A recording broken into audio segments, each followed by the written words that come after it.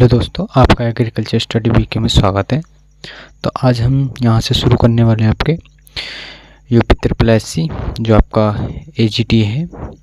इसके द्वारा जो आपकी AGT की वैकेंसी आई हुई है यूपी SSC की कृषि प्राविधिक सहायक, जो कि आपकी AGT की वैकेंसी है। तो ये वैकेंसी आपकी हैं 3446 जो है वैकेंसी है।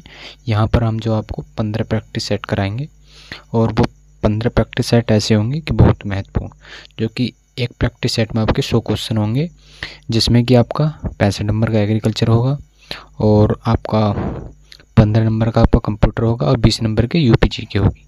तो यहाँ पर सारे क्वेश्चन कराए जाएंगे और इनके आंसर आपको कमेंट बॉक्स में बताना है कि इसका आंसर आपके कितने सही गए, कितना स्कोर रहा आपका, और अपनी साइड में एक रफ कॉपी लेकर बैठ जाएंगे, उसमें आंसर लगाते रहेंगे। तो यहाँ से हम बात करते हैं, या आपकी ग्रुप C की हो जाती है। तो यहाँ पर हम आपके 15 प्रैक्टिस सेट की बात करेंगे, और जो कि ये आपकी जो यूपी SSC द्वारा बुक लॉन्च जो की गई है वो है। और यहाँ से आप सिलेबस देख लेंगे। फसल विज्ञान 25 नंबर का है आपका, और जे तकनीकी और पादप प्रजनन और फिजियोलॉजी ये आपकी 10 नंबर की हो जाती है। मृदा एवं जल प्रबंधन 15 नंबर का हो जाता है। कृषि प्रसार 5 नंबर का, और अर्थशास्त्र भी आपका 5 नंबर का, पशुपालन भी 5 नंबर का, कंप्यूटर आपका 15 नंबर का हो जाता है, और यहाँ से UPG का आपकी 20 नंबर की। तो यहाँ पर 100 नंबर का हो जाएगा ये पूर्णांक आपका पूरा। तो यहाँ से जो है हम करेंगे शुरू। प्रैक्टिस जो हमारा है प्रैक्टिस नंबर 1 की बात करेंगे हम यहाँ से। तो ये हो जाता है हमारा यहाँ से शुरू। तो प्रश्न नंबर 1 है आपका कि टिकाऊ कृषि प्राप्त की जाती है।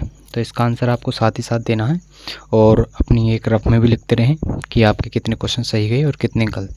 तो यहाँ पर टिकाऊ कृषि जो प्राप्त की जाती है, किससे प्राप्त की जाती है? तो आपकी अधिक तकनीकी सहायता से जो है आपकी टिकाऊ कृषि प्राप्त की जाती है। तो ऑप्शन नंबर C आंसर सही हो जाएगा। और यहाँ पर हम थोड़े रिपीट से क्वेश्चन कराएंगे, सिर्फ यहाँ पर आपको जो है एक प्रैक्टिस के माध्यम से ही ये क्वेश्चन कराए जा रहे हैं, और जहाँ हमें लगेगा इम्पोर्टेंट वहाँ पर हम आपको गाइड या इम्पोर्टेंट बताते रहेंगे। तो आगे बात करते हैं हम। दूसरा क्वेश्चन आपका, गेहूं का खपड़ा कीट हानिकारक होता है। तो गेहूं का जो खपड़ा कीट है वो किस अवस्था में जो है हानिकारक होता है? तो यहाँ पर आपको जल्दी आंसर बताना है। तो कौन सी अवस्था हो जाएगी? जो गर्भ अवस्था होती है, इस समय जो है जो खपड़ा बीटल जो आपका गेहूं में हानिकारक पहुँचाता है, तो गर्भ अवस्था में जो है हानि पहुँचाता है। ये ऑप्शन B हो जाएगा दूसरे क्वेश्चन का सही। आगे बात करें हम प्रश्न नंबर 3 की। 3 है, सफ़ेद भुग्रक का वैज्ञानिक नाम क्या होता है? तो सफ़ेद भुग्रक का वैज्ञानिक नाम बताना है। तो इसका क्या हो जाएगा? तो आंसर बताना है जल्दी। तो किसका हो जाएगा? होलोट्राइकिया और कॉन्केनियोनियस जो हो जाता है आपका वैज्ञानिक नाम हो जाता है। तो ऑप्शन नंबर B हो जाएगा तीसरे क्वेश्चन का आंसर सही। और हम आगे बात करें तो आपका जो बॉम्बिसिया जो टेवेसाई है, ये ऑप्शन नंबर D जो है ये आपका बम्बेसाई टेवेसिया जो है किसका हो जाता है? ये सफ़ेद मक्खी का हो जाता है। किसका? सफ़ेद मक्खी का। तो सफ़ेद मक्खी का हो जाता है। आगे बात करते हैं हम प्रश्न नंबर 4 की। तो प्रश्न नंबर 4 है आपका कि दीमक के निवास स्थान को किस नाम से जाना जाता है? जो आपकी दीमक जो है अपना निवास बनाकर जो रहती है, वो उस स्थान को क्या बोला जाता है? तो क्या बोला जाता है आपको बताना है जल्दी आंसर। तो इसका आंसर हो जाएगा आपका माउंट जो होता है। दीमक जो है अपना जहाँ रहती है उसे माउंट बोला जाता है, दूसरा नाम होता है इसका। ऑप्शन नंबर, या कॉलोनी भी बोल सकते हैं हम। ऑप्शन नंबर C हो जाएगा आंसर सही चौथे क्वेश्चन का। आगे बात करें 5वें की। 5वां है कि पायरिल्ला कीट में किस प्रकार के मुखांग पाए जाते हैं? जो आपका पायरिल्ला होता है उसके अंदर जो मुखांग पाए जाते हैं वो किस प्रकार के पाए जाते हैं? चुभाने एवं चूसने वाले, या काटने व चबाने वाले, या चबाने व चाटने वाले, या शेष का आकार के? तो कौन से होते हैं? तो इसमें चुबाने एवं चूसने वाले जो है मुखांग पाए जाते हैं पायरिल्ला के अंदर। ऑप्शन नंबर A आंसर सही हो जाएगा। आगे बात करें हम प्रश्न नंबर आपका 6ठे क्वेश्चन की। तो 6ठा क्वेश्चन आपका कि कार्यान्वयन को खींचने के लिए आवश्यक कुल बल कहा जाता है। जो आपका कार्य किया जाता है उसे खींचने के लिए जो आवश्यक कुल बल दिया जाता है उसे क्या कहते हैं? तो उसे क्या बोला जाता है? तो उसे बोला जाता है आपका खिंचाव। खिंचाव बोला जाएगा। और आपकी अश्व शक्ति जो बोली जाती है, जिसे मतलब अश्व शक्ति मतलब किसी वस्तु को मतलब खींचना, मतलब जैसे कि अश्व शक्ति जो है एक सामान्य इकाई हो, यानी कि यह दर पर काम करती है। मतलब एक अश्व शक्ति जो होती है कितने वाट की होती है? तो वो 746 वाट की जो है आपकी एक अश्व शक्ति होती है। और एक मानव शक्ति में कितनी होती है, तो 0.1 अश्व शक्ति होती है मानव के अंदर। तो इसका ऑप्शन जो है आपका बी आंसर सही हो जाएगा 6 क्वेश्चन का। 7वें की बात करें तो 7वां की हैरो यंत्र है। तो हैरो कैसा यंत्र है, आपका प्राथमिक भूपरिष्करण, न्यूनतम भूपरिष्करण या उपरोक्त दोनों, ये इनमें से कोई नहीं। तो हैरो किस प्रकार का हो जाता है आपका, तो हैरो हो जाता है आपका इनमें से कोई नहीं। तो इनमें से जो है कोई भी नहीं हो जाता आपका हैरो का जो यंत्र हो जाता है। और हम बात करें जो है एक हैरो जो है एक ये द्वितीयक भूपरिष्करण यंत्र है। तो इसमें ऑप्शन नहीं है, हैरो जो है कैसा है, तो द्वितीयक भूपरिष्करण यंत्र हो जाता है यहाँ पर। और आगे बात करें हम प्रश्न नंबर 8 की, तो 8 थ्रेसर का प्रयोग किया जाता है। तो थ्रेसर का प्रयोग किसके लिए किया जाता है, तो इसका आंसर जल्दी बताना है आपको।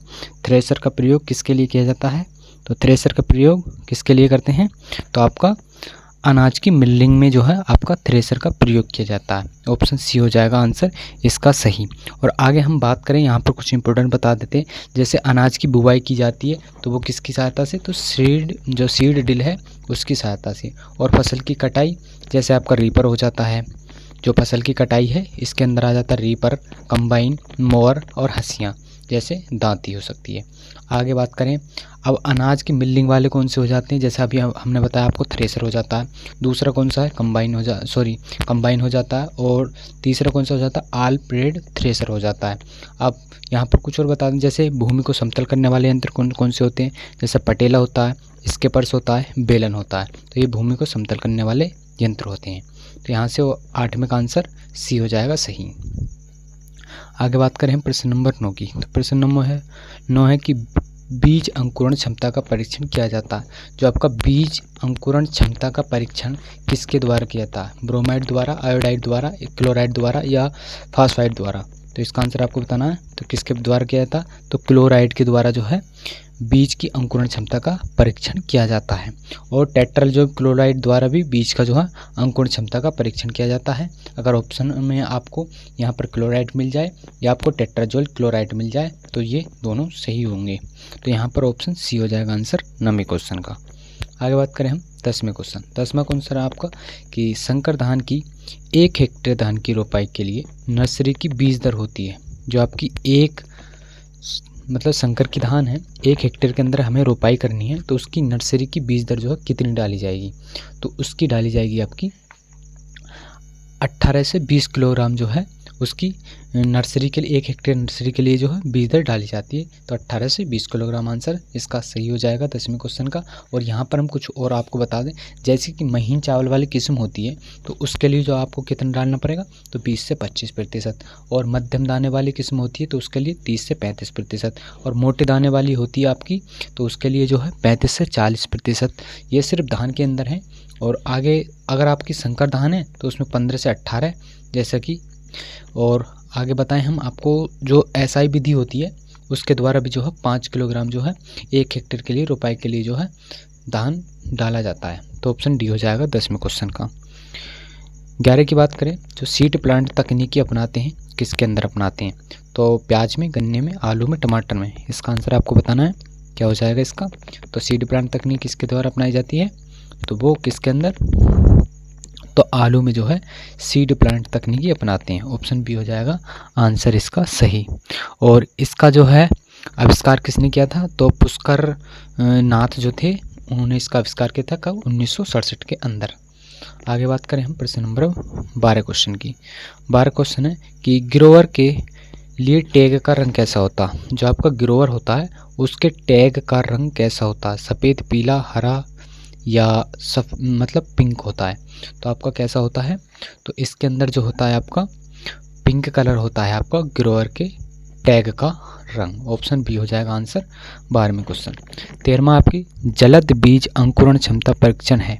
जो आपका जलद जो जल के अंदर बीज का अंकुरण क्षमता का परीक्षण किया जाता है वो किसके द्वारा किया जाता है, तो वो किया जाता है आपका टेट्राजोइल परीक्षण के द्वारा जो आपका अंकुरण क्षमता ज्ञात की जाती है। ऑप्शन ए आंसर इसका सही हो जाएगा। आगे बात करें हम प्रश्न नंबर आपका 14 क्वेश्चन की। 14 क्वेश्चन है कि भारत में गेहूं का जीन बैंक कहा जाता है। ये इंपॉर्टेंट क्वेश्चन है इस प्रैक्टिस सेट के अंदर। भारत में जो गेहूं का जीन बैंक है वो किसे कहा जाता है, तो भारत के अंदर किसे कहा जाता है, तो आपका हो जाएगा यहाँ पर ऑप्शन नंबर बी। करनाल को जो है भारत में गेहूं का जीन बैंक कहा जाता है। और यहाँ से हम कुछ इम्पोर्टेंट और देख लेते हैं जो आपसे एग्जाम में पूछे जा सकते हैं। जैसे आपका धान पूछ ले तो धान किसे बोला जाता है, तो जीन बैंक जो आपका कटक को बोला जाता है, जिसे केंद्रीय धान अनुसंधान संस्थान हो जाती है। और आगे बात करें हम आलू का पूछ लिया जाए आपसे, तो आलू का शिमला के अंदर हो जाता है, जो कि केंद्रीय आलू अनुसंधान संस्था शिमला में हो जाता है। दूसरा आपका हो जाएगा दालों से पूछ ले तो दाल हो जाता है आपका कानपुर के अंदर, जैसे भारतीय दलहन अनुसंधान संस्थान कानपुर में हो जाता है। तो ये आपके जीन बैंक हो जाते हैं यहाँ से। आगे बात करें हम प्रश्न नंबर 15 की। 15 है कि अंतर्वर्ती खेती में यदि एक फसल की उपज वृद्धि दूसरी फसल की उपज वृद्धि में सहायता हो तो उसे क्या कहते हैं।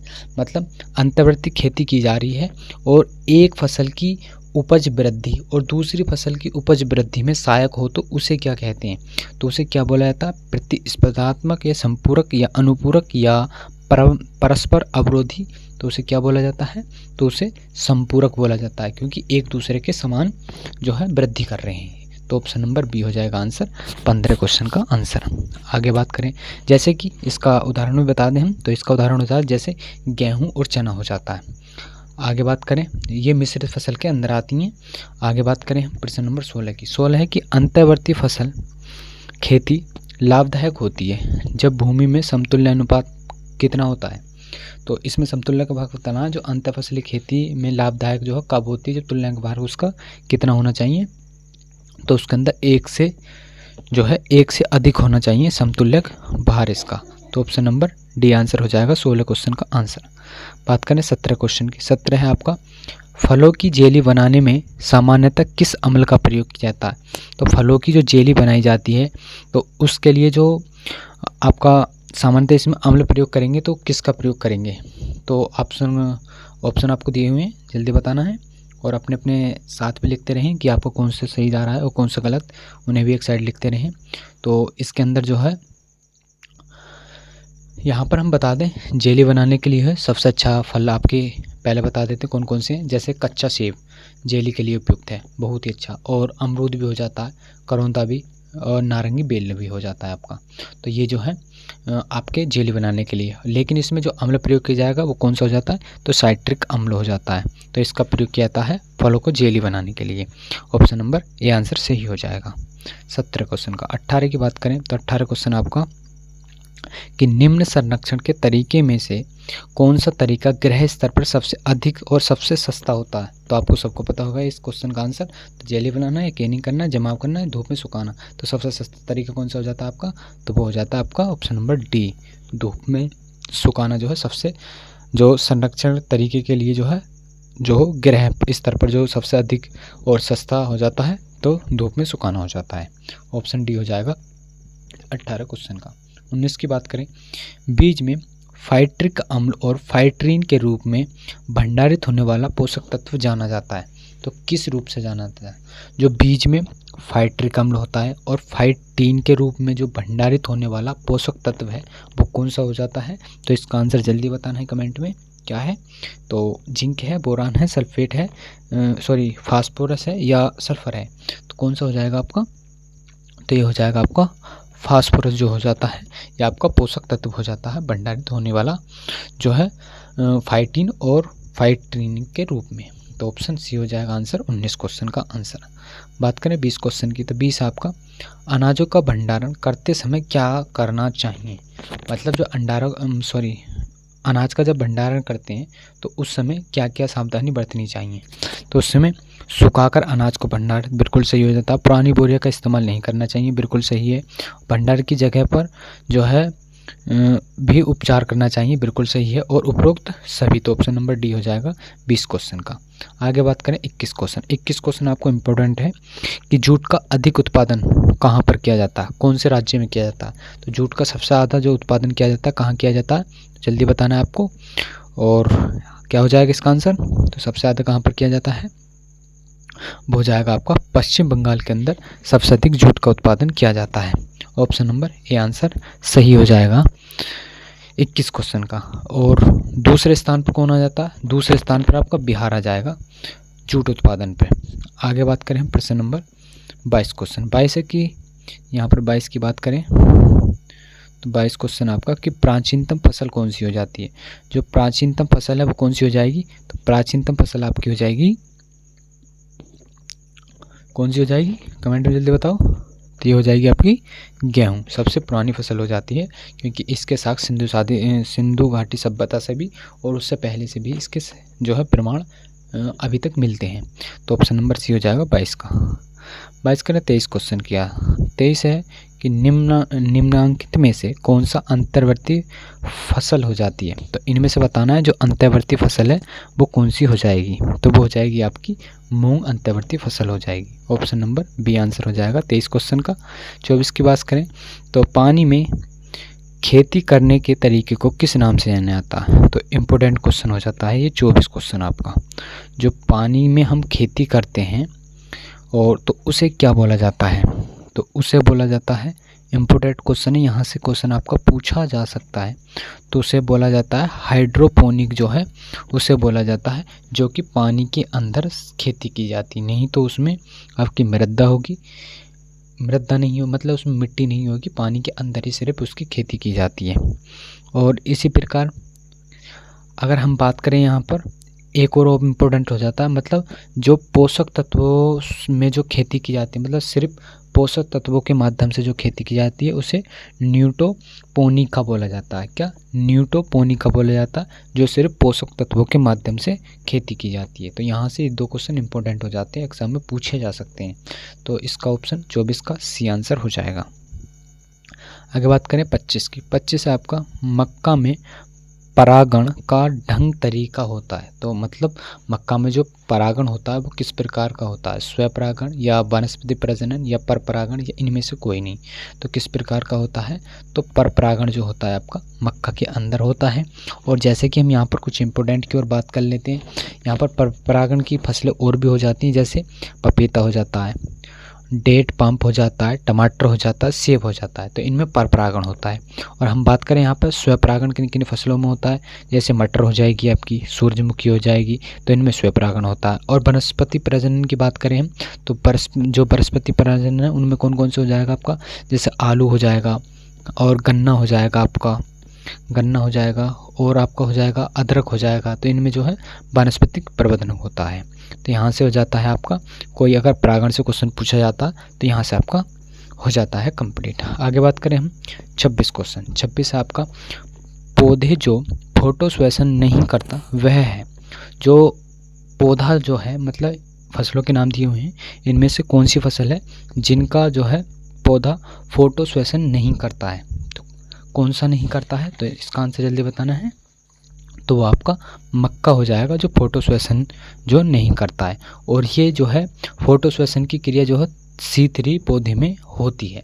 और यहाँ पर बात करें हम, जो फोटोसेंसेशन की क्रिया जो होती है वो C3 प्लांट में होती है। तो इसका ऑप्शन डी आंसर हो जाएगा 26 का। 27 की बात करें हम, 27 है निम्न में से एक समान प्रकार का कार्य किस में होता है। तो एक समान प्रकार का कार्य किस में होता है, तो इसका आंसर हो जाएगा आपका स्टोमेटा और बातरंध्र में जो होता है एक समान प्रकार का कार्य होता है। तो ऑप्शन बी हो जाएगा 27 का। 28 की बात करें, उच्चतम प्रकाश संश्लेषण में होता है। तो जो आपका उच्चतम प्रकाश संश्लेषण में उसमें क्या होता है, तो लाल प्रकाश, नीला प्रकाश या हरा प्रकाश ये सभी होते हैं। तो इसके अंदर क्या होता है, तो इसके अंदर लाल प्रकाश होता है। ऑप्शन नंबर ए हो जाएगा 28 का। बात करें 29 क्वेश्चन की। 29 है कि अर्धसूत्री विभाजन होता है। तो अर्धसूत्री विभाजन किसके अंदर होता है, तो आपका जल्दी बताना है आपको, पत्ती में, परागकोश में, तने में या जड़ में। तो किस में होता है आपका अर्धसूत्री विभाजन, या आपका परागकोश के अंदर होता है अर्धसूत्री विभाजन। और हम आगे बात करें आपको प्रश्न नंबर हम 30 की। 30 क्वेश्चन आपका कि टेट्रिकेल है मतलब एक किस प्रकार का, तो अंतर प्रजाति संकरण है, अंतर प्रजाति संकरण है, या अंतर जेनेरिक संकरण है, या अंतरा जेनेरिक संकरण है। तो किस प्रकार का हो जाता है टेट्रिकेल, किस प्रकार का हो जाता है, तो ये आपको हो जाएगा अंतर जेनेरिक संकरण हो जाता है। ऑप्शन नंबर ए आंसर हो जाएगा 30 क्वेश्चन का आंसर। आगे बात करें 31, अलैंगिक प्रजनन संबंध है। तो अलैंगिक प्रजनन संबंध किससे हो जाता है? तो आंसर आपको जल्दी बताना है। तो क्या हो जाएगा? स्वनिषेचन से या परनिषेचन से या असंजन से या संजन से हो जाता है। तो किससे हो जाएगा आपका? तो असंजन से जो है आपका हो जाएगा अलैंगिक प्रजनन का संबंध। ऑप्शन जो है आपका सी आंसर हो जाएगा 31 का। बात करें हम यहाँ पर 32 क्वेश्चन की। 32 है कि निम्न में से कौन सी दशाएं प्राकृतिक परागण का अनुमोदन करती हैं? तो यहाँ से क्रम लगाना है, तो क्रम में बताना है किस प्रकार से हो जाएगा। तो इसका आंसर जो हो जाएगा पहले आपका हो जाएगा कौन सा आएगा? तो अनुमूल्यन परागण हो जाता है, पहला आ जाएगा ये। दूसरे नंबर पर कौन आ जाएगा? तो स्त्री पूर्णतः होता है। तो परागण के अंदर जो अनुमोदन होता है तो स्त्री पूर्णतः हो जाता है। और आगे जो आएगा तीसरे नंबर पे वो आ जाएगा प्रोटोडेंडी हो जाता है, प्रोटोनेंडी हो जाता है। तो यहाँ पर ऑप्शन नंबर 2, 3, 4 ये सही हो जाता है। ऑप्शन नंबर बी हो जाएगा आपका 32 क्वेश्चन का। आगे बात करें हम प्रश्न नंबर 33 की। 33 है कि प्रोटीन संश्लेषण का सही क्रम लगाना, मतलब जो आपका प्रोटीन संश्लेषण होता है वो किस प्रकार से होता है। तो यहाँ पर बताना है तो किस प्रकार से हो जाएगा। तो यहाँ पर सबसे पहले आपका डीएनए होगा, उसके बाद आरएनए होगा, उसके बाद अमीनो अम्ल होगा, फिर प्रोटीन होगी। तो ये क्रम जो है आपका सही हो जाता है, क्योंकि यहाँ पर आपका ये गलत हो जाएगा, डीएनए सही है लेकिन अमीनो अम्ल तो तीसरे नंबर पर आता है तो ये गलत हो जाएगा। और आरएनए फिर आरएनए आता है तो ये बिल्कुल 2 बार रिपीट करते हैं, ये नहीं होगा। आगे डीएनए होता है सही है और टीआरएनए होता है तो नहीं, बिल्कुल ये गलत हो जाता है। तो ऑप्शन नंबर आपका जो है बी आंसर सही हो जाएगा 33 क्वेश्चन का। बात करें आगे प्रश्न नंबर 34। तो जीन बैंक में बीजों को रखते हैं, मतलब जीन बैंक के अंदर जो है बीजों को किस में रखा जाता है आपका। तो इसका आंसर बताना है आपको जल्दी। तो किस में रखा जाता है? तो इसे रखा जाता है आपका तरल नत्रजन में, मतलब तरल जो आपका ठंडा रहे वातावरण वहाँ पर रखा जाता है जीन बैंक को। तो ऑप्शन ए हो जाएगा 34 का आंसर सही। बात करें आगे प्रश्न नंबर 35 की। तो 35 आपका कि बीटी कपास एक आनुवांशिक रूप से परिवर्तित कपास किस्म है जिसमें जो है किसकी, मतलब कीटनाशक सहिष्णुता होती है या कवकनाशी सहिष्णुता होती है या खरपतवारनाशी सहिष्णुता होती है, इनमें से कोई नहीं होती। तो इनमें से क्या हो जाएगा आंसर आपका? जो कीटनाशक सहिष्णुता होती है जो आपकी कपास की किस्म में जो आनुवांशिक जो है परिवर्तित होती है। तो ऑप्शन नंबर ए हो जाएगा 35 का आंसर। बात करें 36 की। 36 है कि मोटर वाहनों से निकलने वाली कौन सी एक मुख्य प्रदूषण गैस हो जाती है। तो मोटर वाहनों से जो निकलने वाली जो है कौन सी गैस हो जाती है जो प्रदूषण फैलाती है। तो आपका 36 का आंसर क्या हो जाएगा? तो आपकी हो जाएगी, जल्दी बताना है, इजी क्वेश्चन है आपका तो कमेंट में बताया जल्दी। तो इसका हो जाएगा कार्बन मोनोऑक्साइड जो होता है इसके द्वारा मोटर वाहनों से जो है प्रदूषण फैलता है। तो ऑप्शन नंबर बी हो जाएगा आंसर सही। बात करें 37 क्वेश्चन की। 37 है कि हरियाली वाटरशेड विकास कार्यक्रम किसके द्वारा जो है प्रायोजित किया गया था। तो किसके द्वारा किया गया था? तो आपका हो जाएगा इनमें से कोई नहीं हो जाएगा, क्योंकि यहाँ पर नहीं राजस्थान के, नहीं उत्तर प्रदेश के, नहीं आंध्र प्रदेश के द्वारा जो है इसे शुरू किया गया था। लेकिन इसे किसके द्वारा किया गया था? तो इसे जो है आपका जो हरियाली केंद्र सरकार द्वारा जो है प्रायोजित वाटरशेड विकास कार्यक्रम शुरू किया गया था, जिससे जो है आबादी को पीने, सिंचाई और मत्स्य और वानिकी के लिए जो है जल संरक्षण की जो है सक्षम बनाना था, जो हरियाली वाटरशेड का उद्देश्य था। तो ये शुरू यहाँ से नहीं बताया गया है कि कहाँ पर शुरू किया गया था। तो ऑप्शन डी हो जाएगा 37 का। 38 की बात करें, वह भूमि क्षेत्र जो एक उभयनिष्ठ बिंदु पर निकलती है और वो क्या कहलाती है। तो इसमें क्वेश्चन दोबारा से सुन लेंगे इसे। तो वह भूमि क्षेत्र जो एक उभयनिष्ठ बिंदु पर निकलती है उसे क्या कहते हैं। तो यहाँ पर आंसर बताना है जल्दी आपको। तो क्या बोला जाता है उसे? तो जल संग्रह क्षेत्र बोला जाता है। ऑप्शन बी हो जाएगा आंसर 38 का। बात करें 39 क्वेश्चन की। तो हेरिंग बीन प्रणाली का संबंध किससे हो जाता है। तो आपको आंसर कमेंट में आंसर बताना है इसका। जो हेरिंग बीन प्रणाली का संबंध किससे हो जाता है, ऑप्शन दिए हुए हैं आपको, जल्दी बताएं। तो इसका आंसर हो जाएगा आपका जल निकास को जो है आपको हेरिंग बीन प्रणाली बोला जाता है। ऑप्शन नंबर बी हो जाएगा आंसर 39 का। 40 की बात करें तो प्रथम सिंचाई आयोग कब गठित किया गया था? तो प्रथम सिंचाई आयोग कब गठित किया गया था? तो ये आपका 1901 में गठित किया गया था। ऑप्शन नंबर ए आंसर सही हो जाएगा। और यहाँ पर हम बात करें जो आपका कब शुरू किया गया था, तो 1901 में जो है इसे शुरू किया गया था। और इसके अध्यक्ष कौन थे? तो सर कार्लिंग जो स्कॉट मैनफ्रेकर जो थे इसके अध्यक्ष थे। और 1901 में इसे शुरू किया गया था प्रथम सिंचाई आयोग को। तो ऑप्शन ए आंसर सही है। बात करें 41 क्वेश्चन। 41 है कि समोच्च के साथ आवंटित सीढ़ी में पानी देने को क्या कहते हैं? तो उसे क्या कहते हैं? जो आपकी समोच्च के साथ आवंटित सीढ़ियाँ में जो पानी देने की क्रिया होती है तो उसे क्या बोला जाता है? तो उसे बोला जाता है आपका सीढ़ीदार सिंचाई बोला जाता है। ऑप्शन नंबर ए हो जाएगा आंसर 41 का। 42 की बात करें, पहाड़ी क्षेत्रों में मृदा संरक्षण की सबसे जो सर्वोत्तम विधि है वो कौन सी होती है? किसमें बताना? पहाड़ी क्षेत्रों में मृदा संरक्षण के लिए। तो कौन सी हो जाएगी आपकी? आंसर बताना जल्दी। तो जल्दी बताएं क्या हो जाता है, तो वेट करते हैं। तो इसका हो जाएगा समोच्च जुताई। ऑप्शन नंबर बी आंसर सही हो जाएगा। आगे बात करें हम 43 क्वेश्चन। 43 आपकी गोबर की खाद में कार्बन और नाइट्रोजन अनुपात इसमें से मतलब कम होना चाहिए। मतलब कितना कम होना चाहिए? गोबर की खाद में कार्बन और नाइट्रोजन अनुपात इससे जो है कम होना चाहिए। कितना कम होना चाहिए? तो इसका जो है हो जाएगा 40 जो है आपका अनुपात होना चाहिए। वैसे गोबर की खाद में जो है इसमें जो है कार्बन और आपका जो नाइट्रोजन है उसका अनुपात कितना होना चाहिए? 30 या 30:1 होना चाहिए। कितना? 30:1 होना चाहिए। लेकिन यहाँ पर 40 से अधिक नहीं होना चाहिए। तो ऑप्शन नंबर डी हो जाएगा 43 का। बात करें 44 क्वेश्चन की। 44 आपका कि सूक्ष्म जैविक क्रियाओं के माध्यम से उपलब्ध पोषक तत्व के रूप में अनुपलब्ध पोषक तत्व में बदलने की क्रिया क्या कहलाती है? जो आपके सूक्ष्म जैविक क्रियाओं के माध्यम से जो उपलब्ध पोषक तत्व के रूप में अनुपलब्ध पोषक तत्व में बदलने की क्रिया को क्या कहते हैं? क्या? अनुपलब्ध पोषक तत्वों में बदलने की क्रिया को क्या कहते हैं? तो आंसर जल्दी बताना है आपको। तो इसका आंसर क्या होगा? तो इसका आंसर होगा आपका निसंचालन जो होता है आपका, ये हो जाता है आपका अनुपलब्ध पोषक तत्व बदलने की क्रिया। ऑप्शन ए हो जाएगा आपका 44 क्वेश्चन का आंसर सही। आगे बात करें हम प्रश्न नंबर 45। 45 की सनई एवं ढांचा की हरी खाद में कितने कुंटल जैव पदार्थ प्रति हेक्टेयर प्राप्त हो जाता है? तो सनई और ढांचा से जो हरी खाद में कितने कुंटल जैव पदार्थ मतलब कार्बन पदार्थ जो होता है वो कितना प्राप्त हो जाता है? तो इसका आंसर जल्दी बताना है आपको। तो कितना हो जाएगा बताएं जल्दी।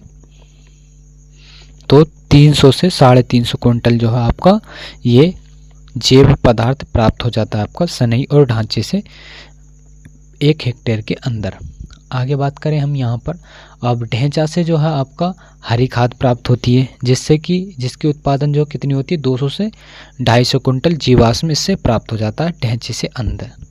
आगे बात करें हम प्रश्न नंबर आपकी 46 क्वेश्चन की। 46 क्वेश्चन आपका, तो यहाँ पर जो है पोटेशियम सल्फेट में गंधक पाया जाता है। तो पोटेशियम सल्फेट में गंधक पाया जाता है तो कितने प्रतिशत पोटेशियम सल्फेट के अंदर गंधक पाया जाता है आपका? तो ये पाया जाता है आपका 18%। ऑप्शन नंबर सी हो जाएगा आंसर सही। और पोटेशियम सल्फेट पूछ लिया जाए आपसे तो कितना पाया जाता है? पोटेशियम सल्फेट पाया जाता है आपका 50%। और आगे बात करें हम प्रश्न नंबर आपके 47 क्वेश्चन की। 47 है कि सबसे अधिक अम्लीय उर्वरक है। तो सबसे अधिक जो अम्लीय उर्वरक है वो कौन सा हो जाता है आपका? तो वो आपका हो जाएगा अमोनियम सल्फेट जो होता है सबसे अधिक अम्लीय उर्वरक हो जाता है। ऑप्शन नंबर डी आंसर सही हो जाएगा 47 क्वेश्चन का। आगे बात करें हम 48 क्वेश्चन की। 48 क्वेश्चन है कि ह्यूमंस में औसत संगठन के अनुसार पोषक तत्व किस क्रम में पाए जाते हैं? जो ह्यूमंस में जो आपके औसत संगठन है उसमें पोषक तत्व का क्या क्रम होता है? तो क्या क्रम होता है? तो उसका जो है सबसे पहले आपको कार्बन, उसके बाद ऑक्सीजन, फिर नाइट्रोजन, ये इसका क्रम चक्र होता है। इसलिए ये पहले गलत हो जाता है, दूसरा भी, और जी आपका चौथा भी। तो कार्बन, ऑक्सीजन और नाइट्रोजन इनका क्रम हो जाता है। ऑप्शन नंबर बी आंसर सही हो जाएगा 48 क्वेश्चन का आंसर। आगे बात करें हम प्रश्न नंबर 49 की। 49 है आपका, 49 की बात करें तो 49 हो जाता है मृदा का स्थायी गुण कौन सा है। तो मृदा का स्थायी गुण कौन सा हो जाता है, तो उर्वरता स्तर या पीएच का मान या गठन या संरचना। तो कौन सा हो जाएगा आपका, तो ये हो जाएगा आपका गठन जो होता है मृदा का स्थायी गुण होता है। तो ऑप्शन नंबर सी हो जाएगा आंसर 49 का। 50 की बात करें, मृदा बनी होती है, मतलब मृदा किसकी, जल से, ठोस व गैस से, या ठोस से, या जल, ठोस व तीनों मतलब गैस, तीनों अवस्थाओं से बनी हुई होती है। तो मृदा किससे बनी हुई होती है आपकी, तो मृदा हो जाएगी आपकी ऑप्शन नंबर डी आंसर, जल, ठोस, गैस तीनों से बनी हुई होती है। ऑप्शन नंबर ए आंसर सही हो जाएगा। अब यहाँ पर हम आपको कुछ इंपॉर्टेंट बता देते हैं जो आपसे क्वेश्चन पूछा जाएगा।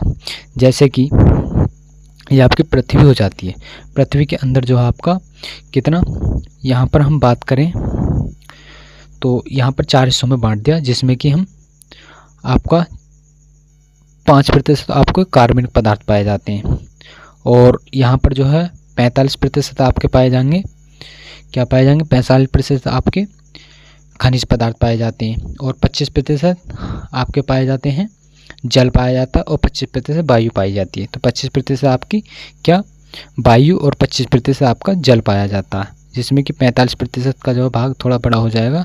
तो यहाँ पर जो आपके खनिज पदार्थ पाए जाते हैं। यहाँ से आपका एग्जामिनर जो है क्वेश्चन यहाँ से जरूर पूछा जाता है, एक नहीं एक।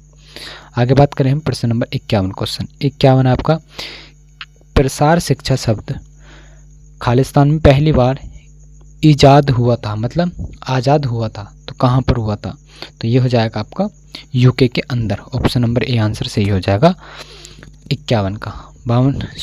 51 डबल हो गया। बात करें 52 की आगे, तो 52 है, भारत का कृषि जनगणना की जाती है। तो प्रत्येक जो भारत की कृषि जनगणना की जाती है कितने वर्ष के अंदर की जाती है, तो वो आपकी की जाती है 5 वर्ष के अंदर। ऑप्शन नंबर बी आंसर सही हो जाएगा। बात करें 53 की, ग्रामीण परियोजनाओं की सफलता निर्भर करती है। जो ग्रामीण परियोजनाओं की सफलता है वो किस पर निर्भर करती है, तो 53 का आंसर जल्दी बताना है। तो किस पर निर्भर करती है, तो ये आपकी कृषि जो प्रसार है, एक्सटेंशन है, उस पर ये निर्भर करती है। ऑप्शन नंबर ए हो जाएगा 53 का आंसर। आगे बात करें हम 54 क्वेश्चन की। 54 है आपका कि शहर से दूर अशिक्षित बहुल्य ग्राम में अच्छा संचार माध्यम है, तो किसका है, तो यहाँ पर अशिक्षित बहुल्य ग्राम में जो है अच्छा संचार किसके माध्यम में होता है, तो किसके माध्यम होता है, तो चलचित्र प्रदर्शन के द्वारा होता है। ऑप्शन नंबर सी हो जाएगा आंसर 54 का। 55 की बात करें, ग्रामीण निर्धारणता दूर करने का कार्यक्रम है। तो आपका जो ग्रामीण में जो निर्धारणता दूर करने का कार्यक्रम है वो किस प्रकार से हो जाता है, तो आपको हो जाएगा JRY के द्वारा भी है, और RLA जो CGP है उसके द्वारा भी होता है, और IRDP तो ये भी सही हो जाता है। तो ऑप्शन नंबर डी हो जाएगा आंसर सही है आपका। अब यहाँ पर हम आपको बता दें कुछ इंपॉर्टेंट, यहाँ से आपकी फुल फॉर्म पूछी जा सकती है। यहाँ हमारी वीडियो थोड़ी लंबी हो सकती है, तो आप यहाँ से देखेंगे।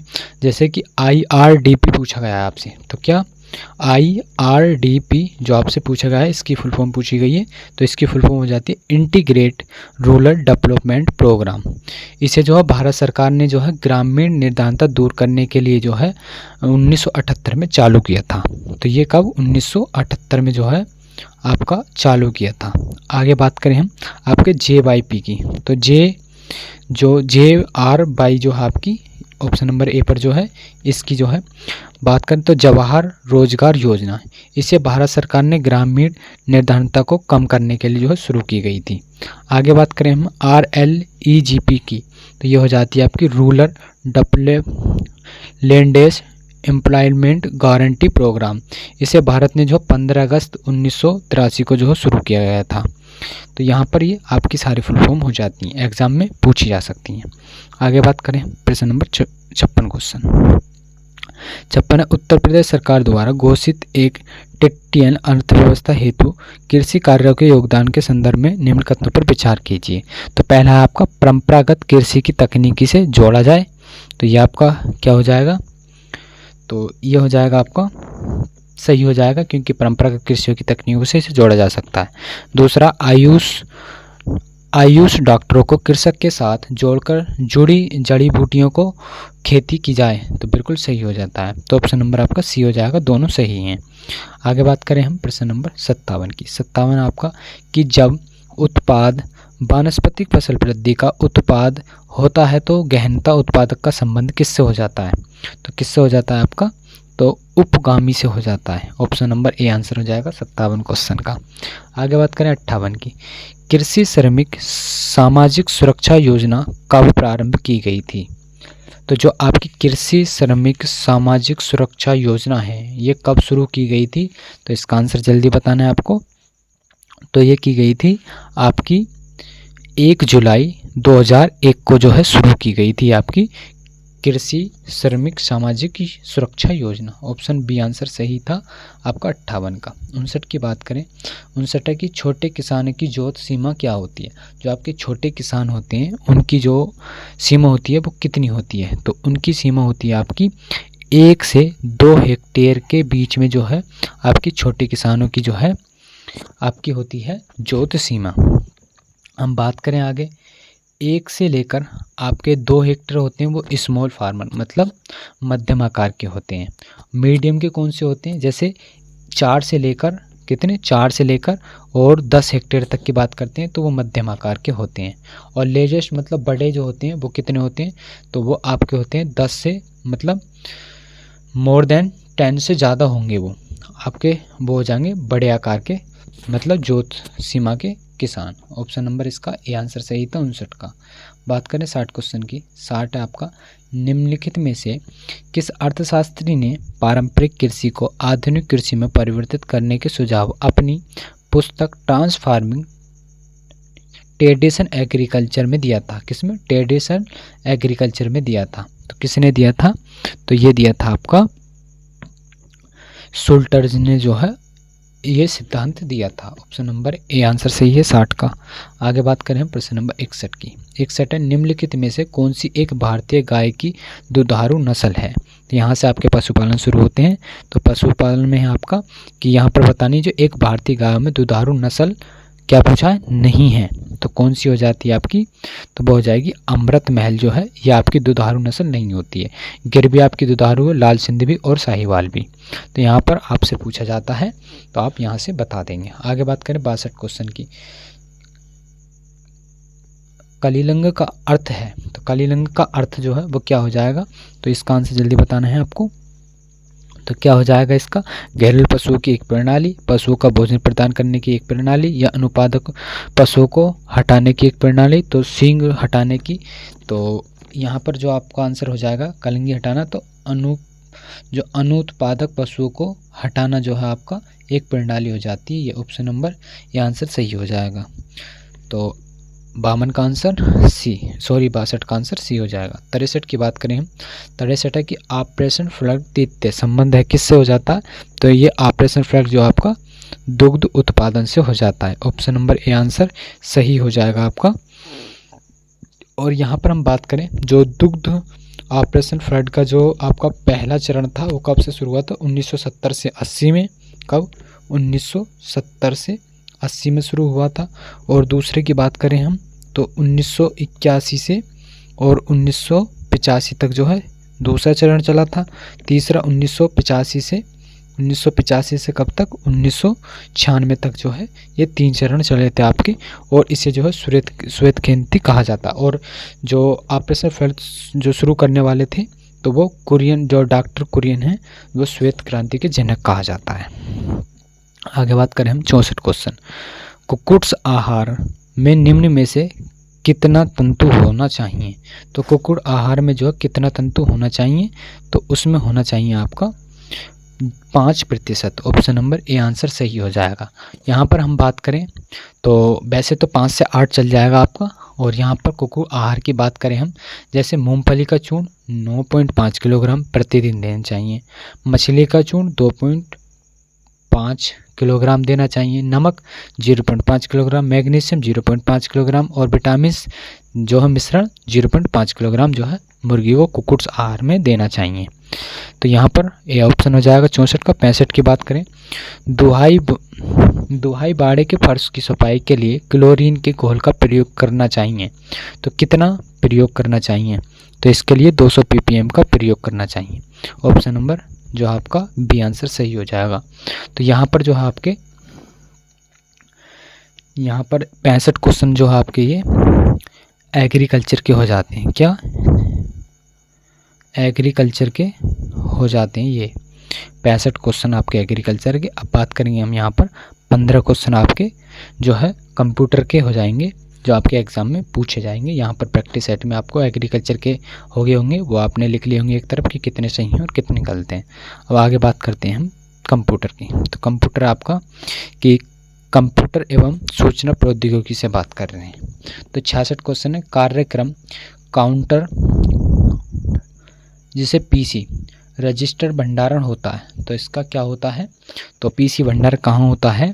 तो इसका हो जाएगा अंतिम मेमोरी ब्लॉक का पता होता है। तो ऑप्शन नंबर बी आंसर सही हो जाएगा।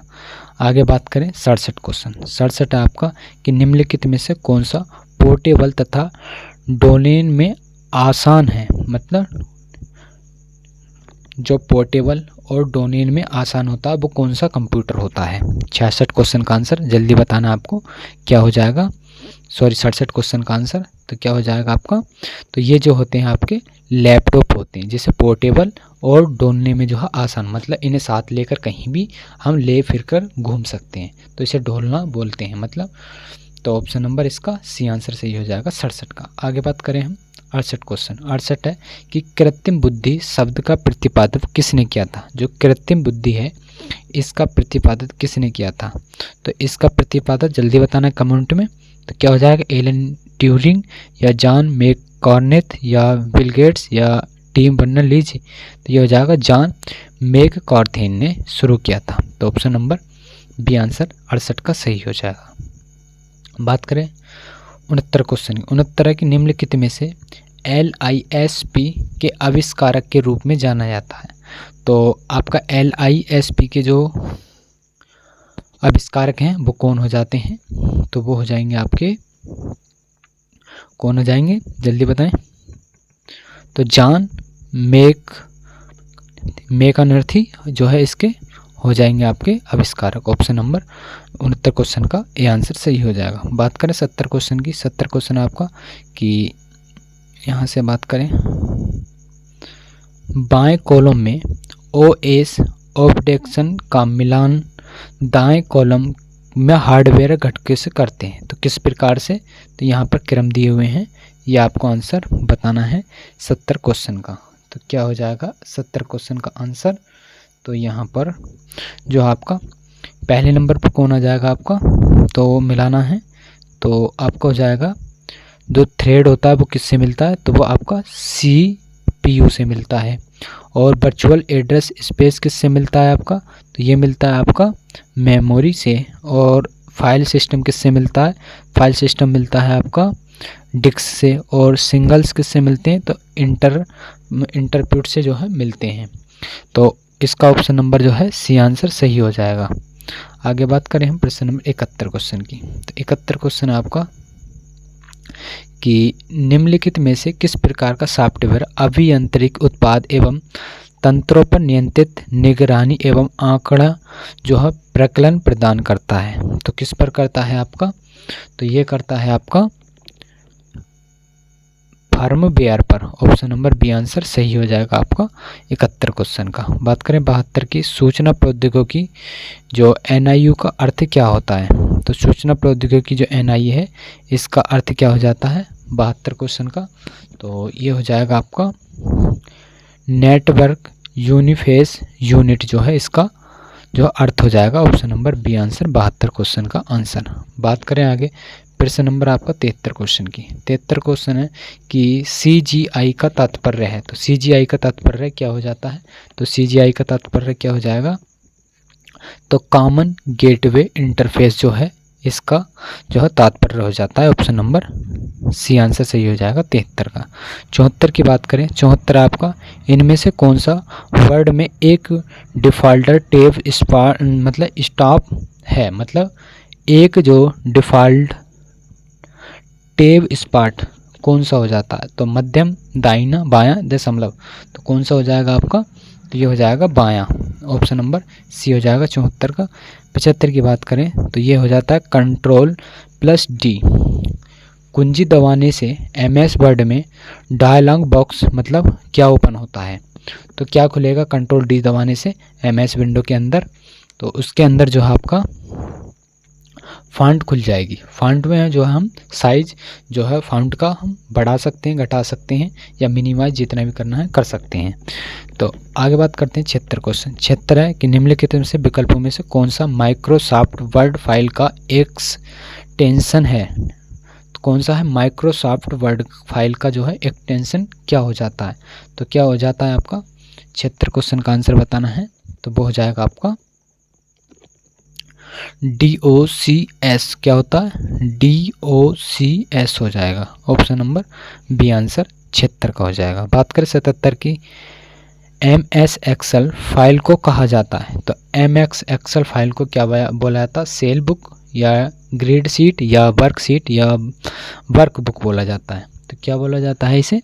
तो इसे बोला जाता है आपका वर्क बुक बोला जाता है। तो MS एक्सेल को वर्क बुक बोला जाता है। ऑप्शन नंबर जो है डी आंसर 77 का सही हो जाएगा।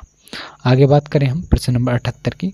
78 है निम्नलिखित में से कौन सा एक सर्च इंजन नहीं है? तो सर्च इंजन कौन सा नहीं है? आपका इंस्टाग्राम नहीं है। ऑप्शन नंबर 78 का बी आंसर सही हो जाएगा।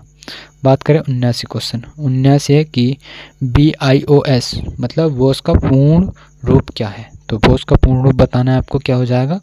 तो वो हो जाएगा आपका ब्राउन्स इनपुट ऑपरेटिंग सिस्टम। क्या? ब्राउन्स इनपुट ऑपरेटिंग सिस्टम हो जाएगा। ऑप्शन नंबर बी आंसर सही हो जाएगा 79 का। 80 की बात करें। 80 आपका कि सॉफ्टवेयर का प्राथमिक उद्देश्य डाटा को मतलब बदलना होता है। तो किस में होता है? जो सॉफ्टवेयर है उसका प्राथमिक उद्देश्य क्या होता है? तो डाटा को किस में बदल देगा वो? तो 80 का आंसर बताना है आपको। क्या हो जाएगा? तो वो हो जाएगा सूचनाओं में वो बदल देगा। ऑप्शन नंबर बी आंसर सही हो जाएगा। तो यहाँ पर जो है आपके 15 क्वेश्चन जो आपके कंप्यूटर के हो गए, इन क्वेश्चनों को भी आप लिख लेंगे कि आपके कितने सही गए और कितने गलत गए एक तरफ, और इन्हें कमेंट में बाद में बताना है कि आपके क्वेश्चन कितने सही हैं और कितने गलत हैं। अब यहाँ से हम शुरू करेंगे आपकी उत्तर प्रदेश सामान्य जानकारी, जो आपके यूपी जीके के 20 क्वेश्चन जो है यहाँ से आपके आएंगे। और अगर ये वीडियो आपको अच्छी लग रही हो तो इस वीडियो को लाइक भी ज़रूर करते रहें और चैनल को भी ज़रूर सब्सक्राइब करते रहें। तो फिर करते हैं प्रश्न नंबर 81 से शुरू। तो 81 आपका उत्तर प्रदेश के किस स्थान पर भारतीय सक्रा तकनीकी संस्थान स्थित है? तो कहाँ पर हो जाती है आपकी सक्रा? भारतीय सक्रा तकनीकी संस्थान कहाँ पर हो जाती है? तो ये हो जाएगी आपकी कानपुर के अंदर। ऑप्शन नंबर सी हो जाएगा। अगर आपसे पूछ लिया जाए यहाँ पर कि आपका जो प्रजनन केंद्र है, गन्ना प्रजनन केंद्र, वो कहाँ पर हो जाता है? तो आपका कोयम्बटूर तमिलनाडु में हो जाएगा। और आगे बात करें हम प्रश्न नंबर 82 क्वेश्चन की। 82 है कि भारत की 2011 जनगणना के अनुसार उत्तर प्रदेश में लिंग अनुपात कितना था? तो कितना लिंग अनुपात था? तो वो था आपका 912। प्रश्न नंबर आपका 83 उत्तर प्रदेश सरकार द्वारा शुरू किया गया दस्तक अभियान निम्न में से किससे संबंधित था? तो किससे संबंधित था? जल्दी कमेंट्स में बताना है आपको। तो जापानी इंसेफेलाइटिस जो उन्मूलन है इससे संबंधित था। ऑप्शन नंबर ए आंसर सही हो जाएगा 83 का। आगे बात करें हम 84 क्वेश्चन। 84 आपका कि विश्व बैंक द्वारा वित्त पोषित सोडिक्स एल्डे जो रिक्लेमेंट्स प्रोजेक्ट सेकंड है वो किस जनपद के द्वारा चिन्हित किया गया था, जिसकी परियोजना जो है चयनित नहीं की गई थी? तो वो कौन सा हो जाता है आपका? तो वो हो जाएगा आपका सीतापुर। ऑप्शन नंबर जो है सी आंसर सही हो जाएगा। इसका कब शुरू की गई थी विश्व बैंक के द्वारा? तो 7 जून 2009 को उत्तर प्रदेश में सोडिक लैंड रिक्लेमेशन परियोजना द्वारा जो है प्रदेश में 24 जिलों में जो है इसे शुरू किया गया था। तो ऑप्शन सी हो जाएगा 84 का। 85 की बात करें। उत्तर प्रदेश के किस जिले में देश के प्रथम पुलिस संग्रहालय की स्थापना की गई थी? तो उत्तर प्रदेश के अंदर जो प्रथम जो आपका पुलिस संग्रहालय की स्थापना कहाँ पर की गई थी, कौन से ज़िले में की गई थी? तो इसका आंसर जल्दी बताना है आपका, तो वो गाजियाबाद हो जाएगा। ऑप्शन नंबर सी आंसर सही हो जाएगा। और आगे बात करें हम प्रश्न नंबर आपका 86 क्वेश्चन की। 86 क्वेश्चन आपकी उत्तर प्रदेश क्या है? उत्तर प्रदेश में केंद्रीय विश्वविद्यालयों की संख्या कितनी हो जाती है? तो उत्तर प्रदेश के अंदर जो कृषि विश्वविद्यालय हैं उनकी कितनी? 6 हो जाती है आपकी कृषि विश्वविद्यालयों की संख्या। और यहाँ पर हम बात करें कुछ अन्य की, जैसे कि पहला हो जाता है काशी हिंदू विश्वविद्यालय वाराणसी, जिसकी स्थापना 1916 में हुई थी। दूसरा हो जाता है आपका अलीगढ़ मुस्लिम विश्वविद्यालय, इसकी स्थापना 1920 में हुई थी। तीसरा आपका डॉक्टर भीमराव अंबेडकर विश्वविद्यालय, जिसकी स्थापना 1989 में हुई थी, जो लखनऊ में अवस्थित है। चौथा आपका इलाहाबाद विश्वविद्यालय, जिसकी स्थापना 1987 में हुई थी। और आगे बात करें हम, तो ये हो जाते हैं आपके 4। आगे बात करें, कुल जो है 6 हैं यहाँ पर, जिनमें कि 2 ये हो जाते हैं आपके रानी लक्ष्मीबाई केंद्रीय विश्वविद्यालय झांकी, जो कि 2014 में स्थापना हुई थी। और आगे बात करें राजीव गांधी राष्ट्रीय विमान विश्वविद्यालय रायबरेली, जो कि 2017 में इसकी स्थापना हुई थी। तो ये 2 वो हैं जिनकी अभी जल्दी में स्थापना हुई थी। तो यहाँ से 6 हो जाते हैं आपके कृषि विश्वविद्यालय। बात करें 87 क्वेश्चन की, उत्तर प्रदेश के तराई क्षेत्र में निम्नलिखित में से कौन सी अनुसूचित जनजाति पाई जाती है? तो तराई क्षेत्र में जो है कौन सी अनुसूचित जनजाति पाई जाती है? तो आपकी बुकरा हो जाती है, बुक्सा। ऑप्शन नंबर ए हो जाएगा 87 का। 88 की बात करें, निम्न में से कौन सा फारसी का प्रथम कवि था जिसने अपनी कविता में भारतीय पर्यावरण की चित्रता की है? मतलब फारसी जो प्रथम कवि था वो कौन सा था जिसने जो कविताओं में भारतीय पर्यावरण में जो चित्रता का प्रदर्शन किया है? तो वो कौन सा हो जाएगा आपका? अमीर खुसरो हो जाएगा। ऑप्शन नंबर ए 88 का। बात करें 89 क्वेश्चन की। 89 उत्तर प्रदेश का गुरु पूर्णिमा पर्व समर्पित है किस ऋषि को? जो ये गुरु पूर्णिमा मनाया जाता है तो वो हो जाएगा आपका व्यास को। ऑप्शन नंबर व्यास जो ऋषि हैं उनके लिए गुरु पूर्णिमा ये समर्पित हो जाती है। आगे बात करें 90 क्वेश्चन की। 90 है आपका कि गौतम बुद्ध की माँ देवदया राज्य के शासक परिवार से थी, जो अब उत्तर प्रदेश के किस जिले में अवस्थित है? तो वो किस जिले में आपका? तो बस्ती जिले में। ऑप्शन नंबर ए हो जाएगा आंसर 90 का। 91 की बात करें, जौनपुर के सरकी वंश का अंतिम शासक कौन था? तो जौनपुर के जो सरकी वंश है उसका अंतिम शासक कौन था? तो उसका शासक था आपका हुसैन शाह, जो अंतिम शासक था आपका जौनपुर का सरकी वंश का। आगे बात करें हम प्रश्न नंबर आपका 92 की। 92 की यूपी से शुरू होने वाला सबसे लंबा राष्ट्रीय मार्ग कौन सा हो जाता है? तो सबसे लंबा राष्ट्रीय मार्ग कौन सा हो जाएगा आपका? तो नेशनल हाईवे 7 हो जाता है सबसे लंबा, जो यूपी से शुरू होता है। और कितने वर्ग किलोमीटर इसकी लंबाई है? तो 2369 जो है किलोमीटर इसकी लंबाई है मार्ग की कुल। आगे बात करें हम 93 क्वेश्चन की। 93 है आपका रामपुर जो भारत में प्रथम गांव अपना सौर ऊर्जा प्लांट लगाने वाला बना, वह कहां पर स्थित है? तो वो कहां पर स्थित हो जाता है आपका? वो हो जाएगा आपका उत्तर प्रदेश में। Option number D. आगे बात करें 94 क्वेश्चन की। 94 में सूची की फर्स्ट को सेकंड से जो है नीचे मिलाना है, तो यहाँ पर पहले मिलाते हैं हम, तो इधर सूची फर्स्ट को सेकंड से मिलाना है। तो यहाँ पर हो जाएगा आपका जैसे टेराकोटा हो जाता है, तो टेराकोटा कहाँ पर जो है? गोरखपुर में हो जाता है। और लकड़ी के खिलौने कहाँ पर मिलते हैं? तो वो आपके मिलते हैं वाराणसी के अंदर। आगे चीनी मिट्टी के बर्तन कहाँ पर मिलते हैं? तो वो फिरोजाबाद में मिलते हैं। कांच का सामान आपका चिन्हाट में मिलता है। तो ऑप्शन नंबर जो आपका 94 क्वेश्चन का ए आंसर सही हो जाएगा। आगे बात करें हम 95 की। 95 में आपका उत्तर प्रदेश में रेनकूट में हिंडौल की स्थिति का मुख्य कारण जो है इसकी निकटतम क्या हो जाती है? तो इसकी निकटतम हो जाती है शक्ति के स्रोत। Option number D. आगे बात करें 96 आपका कि निम्नलिखित में से कौन सा एक सही सुमेलित नहीं है? यहाँ पर बताना कि कौन सा सही सुमेलित नहीं हो जाता है। तो 96 का आपका कौन सा सही नहीं है? तो बायोटेक्नोलॉजी पार्क कहाँ पर है? लखनऊ में, बिल्कुल सही हो जाता है। और आगे बात करें प्लास्टिक सिटी कहाँ पर? कानपुर देहात में हो जाती है, बिल्कुल सही है। और आगे बात करें leather leather technology parking Unnao में हो जाती है। लेकिन जो टेक्नो सिटी है, जो आपकी कौन सी टेक्नो सिटी नोएडा के अंदर नहीं है, तो ये आपकी गलती दी है। ऑप्शन नंबर बी आंसर सही हो जाएगा 96 क्वेश्चन का। ये टेक्नोलॉजी जो आपकी सिटी है ये गाजियाबाद में अवस्थित है। किसमें? गाजियाबाद में। तो ऑप्शन डी हो जाएगा, सॉरी बी हो जाएगा आंसर 96 का।